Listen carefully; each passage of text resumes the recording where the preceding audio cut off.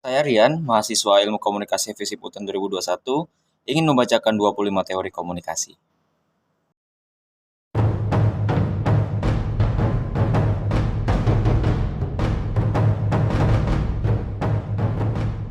Yang pertama ada teori behaviorisme.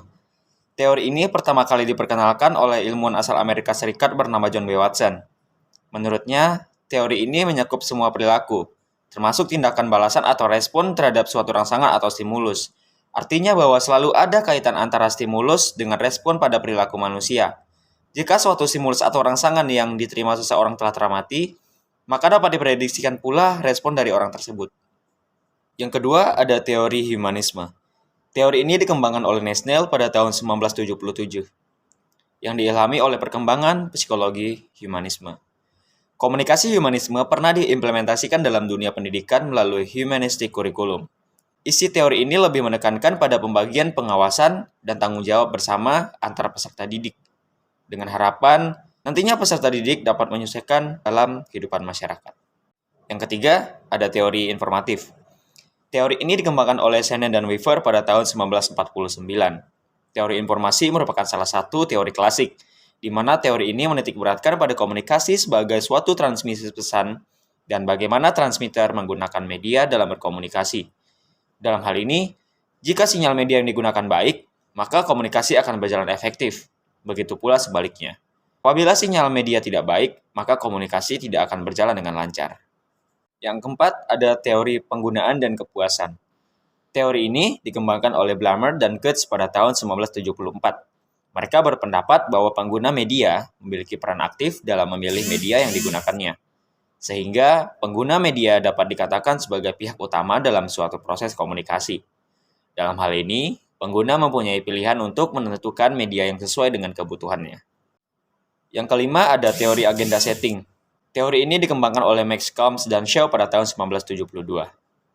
Teori agenda setting beranggapan apabila media memberikan tekanan pada suatu peristiwa, maka media tersebut akan membuat masyarakat menganggap peristiwa itu penting.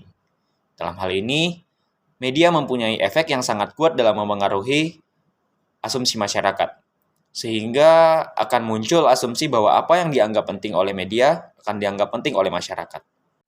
Yang keenam, ada teori konstruktivisme. Piaget dan Vygotsky adalah dua nama yang selalu dikaitkan dengan teori ini. Teori konstruktivisme beranggapan bahwa manusia selalu memiliki pandangan sendiri terhadap kenyataan. Mereka senantiasa mencari dan mempelajari untuk menemukan bahasa pertama atau kedua. Di sisi lain, teori ini juga didefinisikan sebagai pembelajaran generatif. Pembelajaran yang merupakan suatu tindakan untuk menciptakan suatu makna dari apa yang telah dipelajari. Yang ketujuh, ada teori nativisme. Chomsky dan Hadley pada tahun 1993 adalah tokoh pendukung teori nativisme. Teori ini berpandangan bahwa manusia satu-satunya makhluk Tuhan yang dapat berkomunikasi melalui verbal. Di sisi lain, bahasa merupakan suatu yang kompleks. Oleh karenanya, manusia senantiasa belajar untuk dapat berkomunikasi dengan makhluk Tuhan yang lain. Yang kedelapan, ada teori sibernetik. Wiener pada tahun 1945 adalah tokoh di balik teori ini. Teori ini tergolong teori baru sejalan dengan berkembangnya teknologi informasi dan ilmu sosial. Teori sibernetik merupakan suatu sistem pengontrol yang didasarkan pada komunikasi antara sistem dengan lingkungan dan antar sistem itu sendiri. Pengontrol dari sistem berfungsi pada pemerhatian lingkungan. Penerapan teori sibernetik biasanya diperuntukkan kepada siswa agar mencapai hasil yang efektif. Yang kesembilan adalah teori kognitivisme. Mengedepankan proses belajar dibandingkan dengan hasil proses itu sendiri. Itulah teori kognitivisme.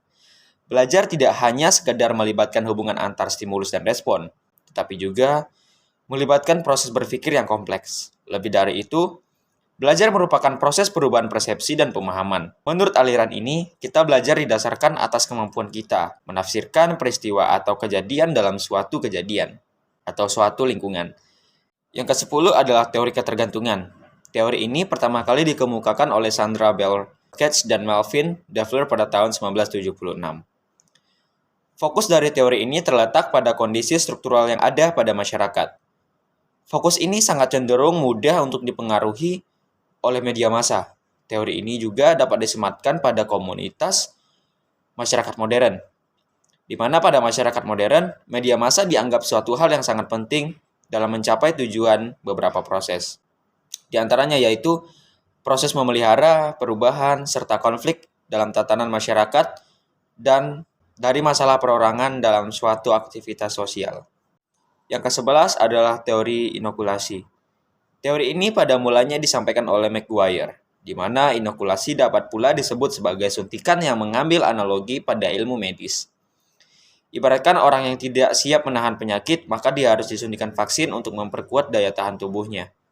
Teori ini juga mengemukakan bahwa lebih baik membekali terbujuk dengan argumen sanggahan daripada membiarkannya tidak siap menyangkal perspektif lawan. Yang ke-12 adalah teori kultivasi. Teori kultivasi merupakan teori komunikasi yang membahas mengenai efek dari komunikasi massa. Pandangan dari teori ini adalah bahwa media massa memiliki efek yang bersifat kumulatif dan lebih berdampak pada tatanan sosial budaya dalam masyarakat daripada personal seseorang. Yang ke-13 ada teori spiral of silence atau spiral keheningan. Teori ini berkaitan dengan bagaimana terbentuknya suatu pendapat umum dalam masyarakat. Spiral of silence menjelaskan bahwa terbentuknya pendapat umum dalam masyarakat ditentukan oleh proses saling mempengaruhi antara komunikasi massa, komunikasi antar pribadi, dan persepsi masing-masing individu serta hubungannya dengan pendapat orang dalam masyarakat. Teori ini dikembangkan oleh Elizabeth Noel dan Neumann pada tahun 1976. 14. Ada teori norma dan budaya. Teori ini beranjak daripada pengaruh media massa yang kuat mengenai suatu hal. Hal tersebut dapat memengaruhi kondisi sosial budaya dalam masyarakat. Pesan dari media massa mampu mengubah norma yang sudah ada dalam masyarakat. Di sisi lain juga mampu memperkuat norma yang ada dalam masyarakat. Lebih dari itu, mampu juga menciptakan norma baru dalam masyarakat. Yang ke-15 ada teori belajar sosial. Teori ini dicetuskan oleh Bandura pada tahun 1925. Ia mengemukakan bahwa perilaku manusia dalam konteks sebuah interaksi tingkah laku terdapat hubungan timbal balik yang saling berkesinambungan. Interaksi terjadi antara perilaku kognitif dan pengaruh lingkungan. Pengalaman melalui observasi dan pengamatan terhadap suatu pesan yang disampaikan menjadi suatu hal yang penting dalam teori ini. Yang ke-16 ada teori dependensi efek komunikasi massa. Teori ini merupakan salah satu teori dari komunikasi massa. Dependensi efek komunikasi massa beranggapan bahwa kepercayaan individu kepada media akan berkembang apabila kebutuhan informasi yang tidak dapat ditemukan dalam pengalaman langsung terpenuhi. Massa dinilai bergantung pada media untuk mencapai tujuan. Ini merupakan pendekatan konsisten dengan gagasan dasar dari model penggunaan. Yang ke-17 adalah teori birokrasi. Teori birokrasi digunakan untuk komunikasi organisasi. Max Weber pada tahun 1948 mengungkapkan bahwa model birokrasi seringkali dipakai untuk mencapai komunikasi organisasi yang efektif. Menurut Weber, ada 8 karakteristik struktural terkait birokrasi organisasi, dan saya akan menyebutkan 4 saja. Terdapat aturan dan prosedur sesuai standar. Yang kedua, mampu meminimalisir pekerjaan yang sulit. Ketiga, hierarki organisasi yang terstruktur. Dan yang terakhir, kemampuan anggota yang mumpuni. Yang ke-18 adalah teori analisis transaksional. Analisis transaksional merupakan pendekatan psikoterapi yang menekankan hubungan interaksional. Transaksional sendiri dimaksudkan sebagai hubungan komunikasi antar individu. Teori ini digunakan untuk mengetahui bentuk dan isi pesan yang tersampaikan dalam suatu komunikasi.